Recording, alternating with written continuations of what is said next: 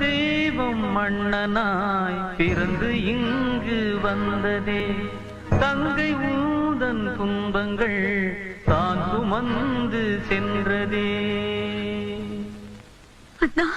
அம்மா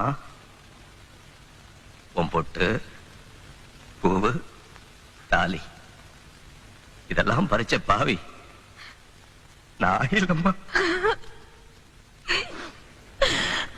கோவில் தேவை இல்லையே நேரில் வந்த கோவிலே பாடும் எந்தன் பாவிலே நாளும் வாழும் தெய்வமே.